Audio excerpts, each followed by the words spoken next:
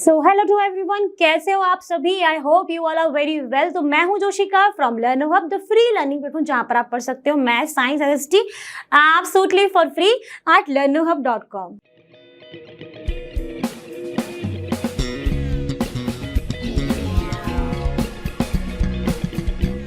तो बच्चों, आज हम डिस्कस करने वाले हैं आईसीएसई क्लास 7th का चैप्टर यूनिटरी मेथड, और इसमें आज हम कवर करेंगे अपनी एक्सरसाइज 8B। प्रीवियसली हमने कवर कर लिया था एक्सरसाइज 8A, तो जिसने भी नहीं देखा है प्लीज जाके देख लो, और जिसने देख चुका है या फिर नहीं भी देखा है तो प्लीज पहले ये देख लो फिर बाद में देख लेना। तो चलिए स्टार्ट करते हैं, लेट्स गेट स्टार्टेड।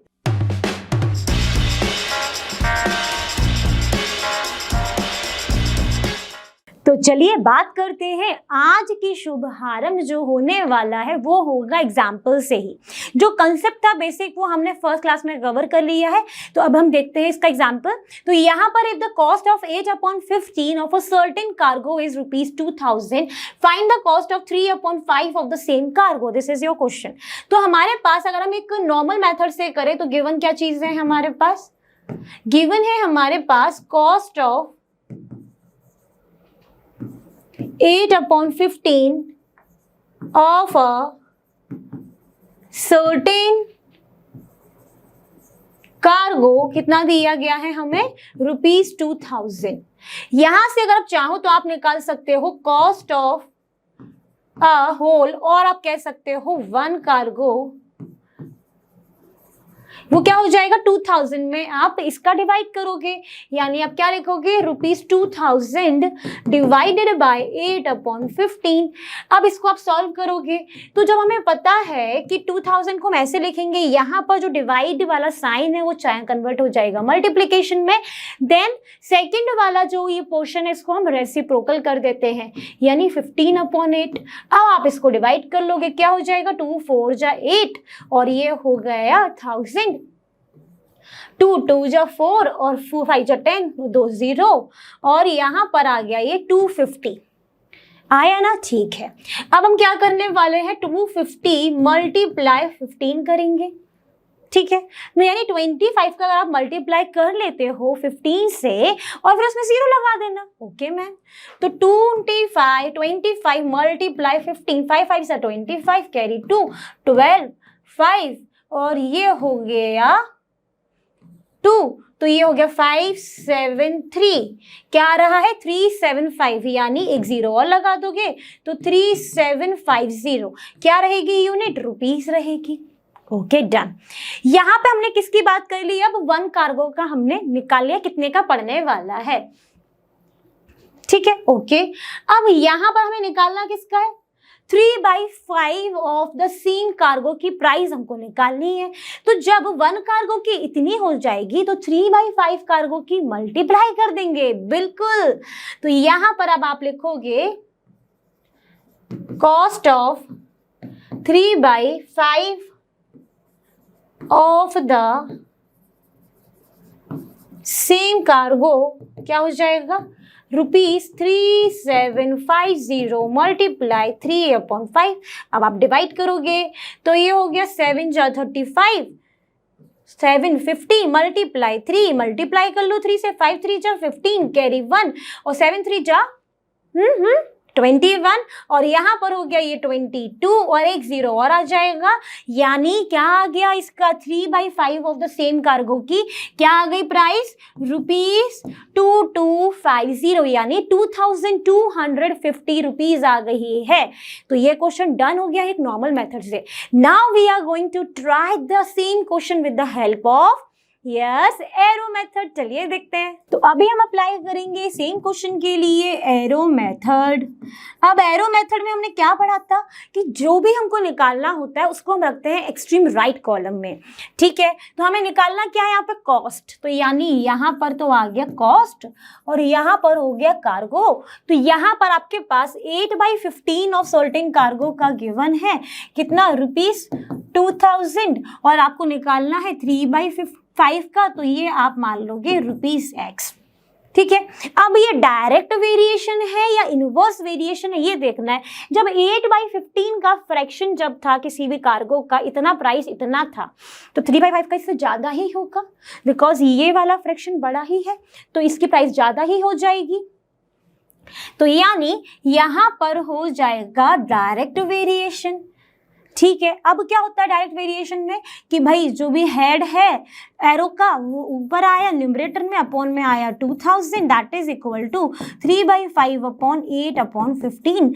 और इसको अब आप सॉल्व करोगे, x/2000 इज इक्वल टू, आप इसको कैसे लिख सकते हो, 3/5 डिवाइडेड बाय 8/15। अब तो यहाँ पर सबको पता है कि इस वाले पोर्शन को कैसे सॉल्व करना है। अभी तक इतना मैथ्स तो हो ही चुका है ना। x/2000 is equal to 3/5, sign कर दोगे डिवाइड की जगह पे multiplication reciprocal of the second number, यानी 15/8। अब ये हो गया 5 3 जा 15। ठीक है, ओके। तो क्या हो रहा है, x is equal to 8x is equal to 9 multiply 2000 और सॉल्व कर लो। तो x is equal to 9 multiply 2000/8। Done, okay. तो यहां पर फिर से काटते हैं, 2 से 2 4 जा 8 1 0 0 एंड ये हो जाएगा 2 और ये हो गया 500 250। अब 250 का मल्टीप्लाई किस में करना है, हमें 9 में करते हैं। चलिए 9 5 जा 45, कैरी 4 है, 9 2 जा 18, 18 प्लस 4 कितना हो गया 22। तो ये हो गया 22 और एक 0 और आ जाएगा। तो यानी 3/5 ऑफ द सेम कार्गो की प्राइस कितनी हो गई, जो हमने थोड़ी देर पहले भी निकाल चुके हैं, 2250 रुपीज। क्लियर। अब देखते हैं हम नेक्स्ट क्वेश्चन। तो चलिए देखते हैं अब हम सेकंड एग्जाम्पल। सेकंड में क्या बोला है कि watch gains 42 seconds in 3 days and 8 hours। How long will it takes to gain 2 minutes 6 seconds। ठीक है, तो पहले तो हम यहाँ पर ये 3 days और 8 hours को एक नॉर्मल यूनिट में कन्वर्ट कर लेते हैं। तो आप यहाँ पर आवर्स में कन्वर्ट कर लो। अगर मैं 3 days को करती हूँ तो क्या हो जाएगा, एक दिन में कितने आवर्स होते हैं, तो बोलो 1 day में होते हैं 24 आवर्स। कितनी बार हमने घर में, दिन में 24 घंटे होते हैं, 24 घंटे में आप ये भी नहीं कर पाए। ऐसे सबने अपने घर में अपनी मम्मियों के डायलॉग सुने होंगे, है ना। तो यहाँ पर 1 day में आप क्या लिखोगे, सिंस 1 day में होते हैं 24 आवर्स, तो 3 day में आपके कितने हो गए, 3 मल्टीप्लाई 24 आवर्स। अब यहाँ पर ये टोटल टाइम है एंड, तो यानी प्लस क्या करोगे, इसको कन्वर्ट करने के लिए 3 मल्टीप्लाई 24 प्लस 8 आवर्स हो जाएगा टोटल आवर्स। तो ये हो जाएगा 4 3 जा 12, कैरी 1 3 2 जा 6 72 प्लस 8 दैट मीन्स 80 आवर्स। तो अब सेंटेंस क्या बन जाएगा कि वॉच गेन्स 42 सेकेंड इन कितने आवर्स, 80 आवर्स। तो ये हो जाएगा 80 आवर्स। ठीक है, क्या आप यहां से एक चीज निकाल सकते हो कि जब वॉच 42 सेकेंड्स ले रहा है 80 आवर्स में, तो 1 सेकेंड कब लेगा, कम होगा कि ज्यादा होगा। तो आप यहाँ पे क्या करोगे, डिवाइड कर दोगे। तो आप क्या लिखोगे, watch gains 1 second in 80/42 hours.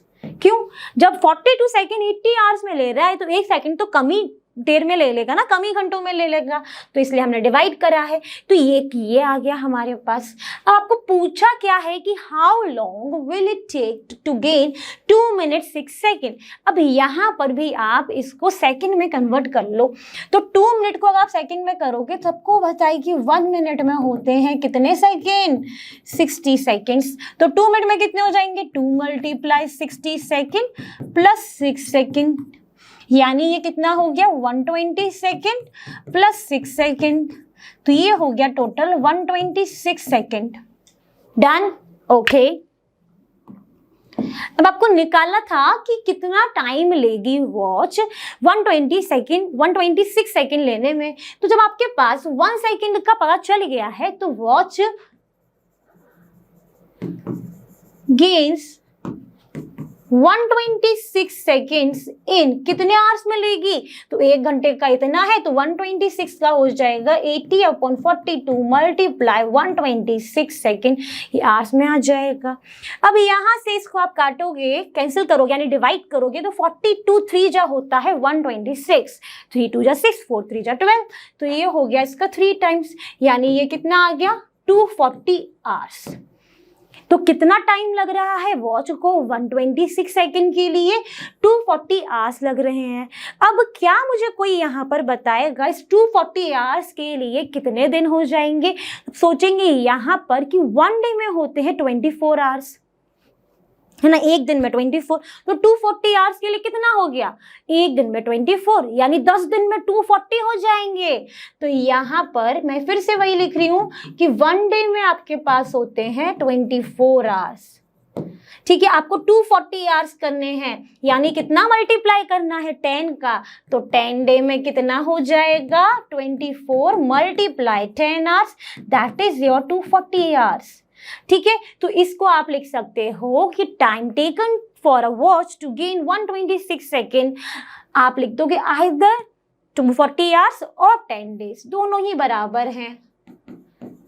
ठीक है, ये हमने डेज में निकाल लिया, ये हमने आवर्स में बता दिया, हमने अपना आंसर कर दिया है एक नॉर्मल मेथड से। क्या अब हमको ट्राई करना चाहिए एरो मेथड, तो चलिए कर लेते हैं। तो चलिए देखते हैं अब हम एरो मेथड। तो देखना एरो मेथड से ये क्वेश्चन कितनी जल्दी हो जाएगा। तो एरो मेथड फिर से वही कॉलम बनाओ, ठीक है, बना लिया। एक तो है यहाँ पर टाइम और यहाँ पर आप लिख दो वॉच ने जो गेन किया है, तो एक है 42 सेकेंड्स, कितनी टाइम में लग रहे हैं उसको, यहाँ पर बताओ, देखिए 80 आवर्स। आपको निकालना क्या है 126 सेकेंड को कितना टाइम लगेगा। जल्दी से बस सोच लेते हैं कि डायरेक्ट वेरिएशन है कि इनडायरेक्ट। जब 42 आवर्स 42 सेकेंड्स में उसको कितना लग रहा है वॉच को 80 आवर्स, तो 126 में ज़्यादा ही लगेगा। तो यानी ये है अगर मेरा डायरेक्ट वेरिएशन, अगर मैंने एक एरो डाउनवर्ड करा दूसरा एरो भी कहाँ होगा डाउनवर्ड। अब सॉल्व करते हैं, तो हेड ले लो एरो का, 126/42 इज इक्वल टू x/80। अब सॉल्व करेंगे तो x इज इक्वल टू हो जाएगा 126 मल्टीप्लाई 80/42, ये हो गया 3 टाइम्स, और आपका आंसर आ गया है 240 आवर्स। और इसको कन्वर्ट कर सकते हैं इस तरीके से डेज में। तो यहाँ पर तो ये 2 लाइन में ही सॉल्व हो गया। तो आपको जो भी कंफर्टेबल लगे, ये करना है ये करो, ये वाला करना है ये करो। इसमें से ट्रिकी पोर्शन होता है कि आपको पता करना डायरेक्ट है कि इनडायरेक्ट है, डायरेक्ट है कि इनवर्स है। क्लियर, अब बढ़ते हैं नेक्स्ट। तो चलिए बात करते हैं अब नेक्स्ट एग्जांपल की। नेक्स्ट एग्जांपल में क्या है कि 135 kg of corn feeds 45 horses for 8 days। For how long will the same quantity of corn feed for 24 horses। तो यहाँ पर अब मैं जनरल मेथड नहीं कराने वाली हूँ, that you have to try. अब मैं डायरेक्ट आपको एरो मेथड से इसको सॉल्व कराती हूँ। तो मैं यहाँ पे लिख रही हूँ एरो मेथड। अब इसमें क्या है, जब 135 kg कॉर्न है हमारे पास, उसको हम फीड कर रहे हैं 45 horses को 8 days तक। ठीक है, अभी भी कॉर्न की क्वांटिटी कितनी रहनी है 135 ही रहनी है, लेकिन जब अब हॉर्सेस जो है वो 24 हॉर्सेस हो गए। जब 45 हॉर्सेस थे तो 8 days तक उनका इतना खाने का क्वांटिटी इतने दिन तक चल रहा था। जब हॉर्सेस कम हो गए हैं तो ज़्यादा दिन तक चलेगा, यानी more horses less days, less horses more days. यानी ये कौन सा वेरिएशन हो गया है, इनवर्स वेरिएशन हो गया है। तो मैं एक तरफ यहाँ पे क्या लिखूंगी, नंबर ऑफ डेज मुझे निकालने हैं, तो मैं उसको रखूंगी राइट हैंड साइड में, और हॉर्सेस के जो नंबर हैं उनको मैं यहाँ पे रखूंगी। तो ये हो गया 45 8 days 24 आपका x आपने मान लिया। अब क्योंकि ये इनवर्स वेरिएशन है, तो अगर मैंने यहाँ पर ये डाउनवर्ड लिया है तो यहाँ पर मैं ये अपवर्ड लूंगी। ठीक है, ओके। तो यहाँ पर इसको सॉल्व करोगे, फिर से वही head of the arrow upon tail of the arrow is equal to head of the arrow x/8। यहां से ये हो जाएगा 24x is equal to 45 multiply 8 and x is equal to 45 multiply 8 upon 24, 8 3 जा, और यहां पर हो गया है ये 15। तो कितने डेज लग रहे हैं उनको? 15 डेज लगेंगे 24 हॉर्सेस को 135 केजी ऑफ कॉर्न फीड करते करते। कब तक चलेगा उनका? 15 डेज तक चलेगा। तो हमें मिल गई हमारी हैक्स की वैल्यू, यानी ये क्वेश्चन फिनिश हो गया है with the help of arrow method. अब आपके लिए होमवर्क एक जनरल मेथड से मुझे इसका सॉल्यूशन आपका चाहिए, आप मुझे भेज सकते हो learnohub.com के आस्क क्वेश्चन सेक्शन मॉड्यूल में, और आपको कोई भी अगर डाउट है तो you can ask me there only. चलिए देखते हैं नेक्स्ट। तो चलिए बात करते हैं हम यहाँ पर फर्स्ट की। तो फर्स्ट क्वेश्चन है from the exercise A to B, यानी यहाँ से शुरुआत हो चुकी है आपकी एक्सरसाइज की, जिसका आप सभी कर रहे थे इंतजार। तो यहाँ पर है आपके पास क्वेश्चन में cost of 3/5 kg of ghee is ₹96, find the cost of 1 kg ghee and 5/8 kg घी। तो जब आपके पास कॉस्ट ऑफ 3/5 kg ऑफ घी की दी गई है ₹96, तो कॉस्ट ऑफ 1 kg घी कितना हो जाएगा? अब क्योंकि यहाँ पर ये फ्रैक्शन में है इसीलिए हम इसको डिवाइड करते हैं। तो ये हो जाएगा 96/3/5। इसको आप सॉल्व करोगे तो ₹96 मल्टीप्लाई 5/3, और ये आ जाएगा आपका 32 मल्टीप्लाई 5 करोगे, 5 2 जा 10, कैरी 1, 160 आपका आ जाएगा। तो ये फर्स्ट पार्ट डन हो गया। ठीक है, सेकेंड पार्ट की बात करते हैं तो वो हो जाएगा कॉस्ट ऑफ 5/8 kg घी कितना हो जाएगा? अब जब 1 kg इतने का है तो 5/8 कितना हो जाएगा? ₹160 मल्टीप्लाई 5/8, तो ये हो गया 20, और आपका आंसर आ गया ₹100। Clear, done. अब आपके लिए होमवर्क है, इस क्वेश्चन को आप ट्राई करोगे with the help of arrow method and let me know in the comment below. चलो बढ़ते हैं नेक्स्ट। तो चलिए देखते हैं हम third question from the exercise A to B। Second वाला जो था वो सिमिलर पैटर्न का था, इसलिए यहाँ पर स्किप हुआ। जितने भी क्वेश्चन, जितने भी पार्ट्स यहाँ पे स्किप होते हैं, that means you have to practise by yourself. तो क्या दिया गया है? Wrist watch loses 10 seconds in every 8 hours, in how much time will it lose? 15 seconds। तो इसको हम ट्राई करते हैं एरो मेथड से। ठीक है, तो क्या होगा एरो मेथड में? तो एक जगह पर आप लिखोगे टाइम, तो टाइम आपको क्योंकि निकालना है तो आपने राइट हैंड साइड रखा, और एक तरफ आप लिखोगे वॉच लॉसेस। तो 10 सेकेंड वो लॉस कर रहा है 8 hours में। अब आपको पूछा है कि 15 सेकेंड कब करेगा, तो ऑब्वियसली जब 10 सेकेंड 8 hours में कर रहा है, 15 सेकेंड से ज़्यादा वाला टाइम में करेगा, यानी आप इसको x मानोगे। और ये है आपका डायरेक्ट वेरिएशन का केस, तो इसीलिए हमने दोनों एरो सेम डायरेक्शन में लगा दिए हैं। अब क्या होगा? 15/10 is equal to x/8, x is equal to 15 multiply 8/10, ये हो जाएगा 2, ये हो जाएगा 5 3 जा 15, 5 से हमने कैंसिल करा है, 2 4 जा, यानी कितना आ गया? x की वैल्यू कितनी आ गई? 12 hours। ठीक है, क्योंकि ये टाइम टेकन है, यानी रिस्ट वॉच को 15 सेकेंड लूज करने में लगेंगे कितने? 12 hours।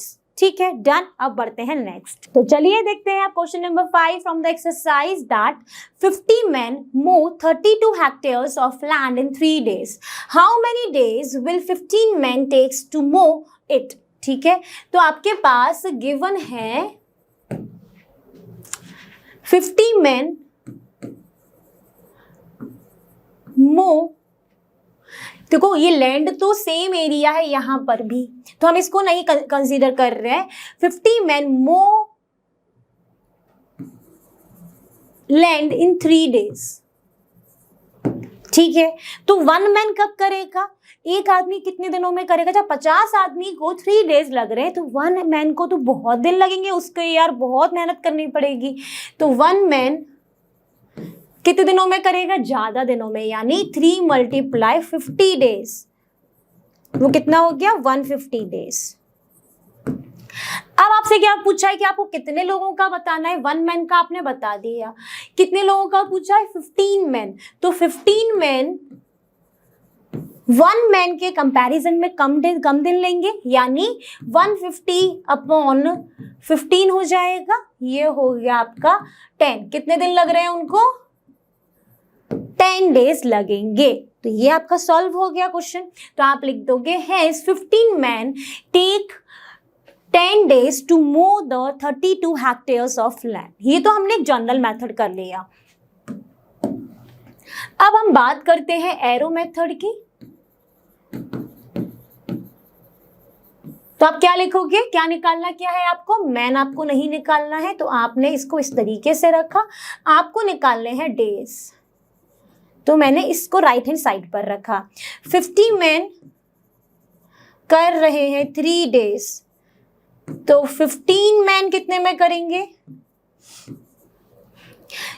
तो अब यहाँ पे सोचो 50 लोगों को कितने दिन लग रहे हैं उस हेक्टेयर को मो करने में, 3 days लग रहे हैं, तो 15 आदमी को कितने दिन लगेंगे, और ज्यादा दिन लगेंगे, मतलब more man less days, less man more days. तो यानी ये इनडायरेक्ट इनवर्स वेरिएशन है। तो यानी यहाँ पर आ गया 15/15 is equal to x/3। x is equal to 50 × 3/15 5, और ये हो गया 10, कितना आ गया 10 डेज। तो इससे भी हमने सॉल्व कर लिया, यानी क्वेश्चन को हमने दोनों ही मेथड से कर लिया है। आपको जो कन्वीनियंट लगे आप वो कर सकते हैं। तो चलिए बढ़ते हैं नेक्स्ट। तो चलिए देखते हैं क्वेश्चन नंबर 6। क्वेश्चन नंबर 6 में है, और ये अच्छा क्वेश्चन है, the wages of 10 workers for a 6 days week are ₹1200। What are the 1 day wages of 1 worker. 1 day wages, ध्यान देना इस वर्ड पे, 1 day पूछा है, यहाँ पे 6 days का काम बता रहे हैं वो, ठीक है। एंड 4 वर्कर्स, तो ये तो बोल रहा है कि ये बताने वाला है कि आप भी थोड़ा सा दिमाग लगाना चाहते हो, थोड़ा सोचो कि दिमाग पे जोर दो कैसे होगा। तो यहाँ पर मैं तो हूं ही, बता ही रही हूं, लेकिन आप सोचिए, ठीक है। तो यहाँ पर है क्या, 10 वर्कर्स की वेजेस हमें पता है कितने दिन की, 6 days जब वो काम करते हैं तब उनको मिलते हैं हफ्ते में ₹1200, ठीक है। अब यहां से अगर मैं 1 वर्कर की 1 day की निकालूंगी तो इससे कम होगी, है ना। तो यानी हम डिवाइड करेंगे तो कितनी हो जाएगी, ₹1200/10 × 6, ठीक है। ओके, हमने इन दोनों से डिवाइड कर दिया, 10 से भी डिवाइड करेंगे, 6 वीक्स जो थे उनको अगर हम 1 day की बात कर रहे हैं तो उसको भी डिवाइड करेंगे, ठीक है। 1 0 से 1 0 गया, कितना आ गया, ये ₹20 आ गया।